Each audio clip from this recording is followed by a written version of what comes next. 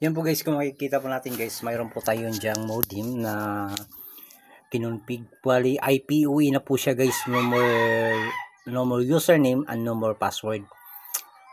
So kung makikita ngayon guys, na speed test po tayo up to 30 Mbps po yan. So makikita po natin talagang 30 po siya guys. So lipat po tayo ng ulit ng ating modem, kaya nag voice recording lang po ako guys, kasi wala pong boses po to, nakalimutan ko. Yan po, kung makikita po natin, isa na sa bilang 30 po siya. So yan, tingnan po natin, sa bilang 30 po yan guys. So bali 30 Mbps po yan guys. So ang susunod po natin ginawa po guys, ay nilipat po natin ng bilang 15 para maging 15 Mbps naman po siya. So bali nakagamit po tayo ng po dito, modem na modem na po guys. Yan pong pinakita po guys is nasa MikroTik po yan. Bali dun sa MikroTik kumuha po tayo ng signal, and then binato po natin kay modem na China Mobile. Bali expo na po siya guys, no? Pwede po siya pang GPON, pwede po siya pang iPhone. Kung makikita po natin guys, ayan po, success na po siya, 15 Mbps. Speed test po tayo ulit. Yan po, China Mobile po yan guys, no? Galing po ni China Mobile guys, pumunta po tayo galing po ni China Mobile, kumita po tayo kay Yuso Tupon OLT po siya.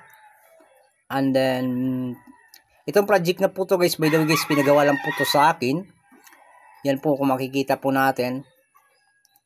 So try po natin i-speed test po yan guys, no, kung gagana ba yung 15 Mbps po niya guys for IPOE connection.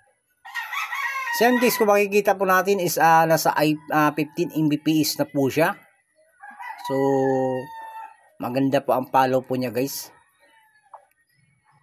Ayan po. So sa mga nagbabalak po dyan na gustong magkaganito, pwede po kayong mag-PM po sa akin. Yan po, kung makikita po natin, nasa 15 Mbps na po yan. Bali yung setup po natin na MikroTik po natin guys is multi-bilan. Bali naka-IPOE setup po siya at multi-bilan po ang setup po ng ating MikroTik. So sa ngayon, kung makikita po natin sa ngayon is bali accurate naman po yung readings po niya guys. Yang dashboard na po yan guys, galing po yan ng China Mobile. Ginamit po natin for testing purposes only po siya guys, no?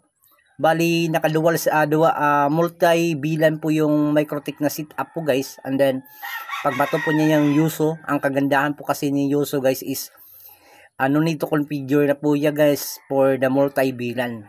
Doon ka lang po magko-configure na multi-bilan doon po sa MikroTik nyo po. Pasensya po sa mga maraming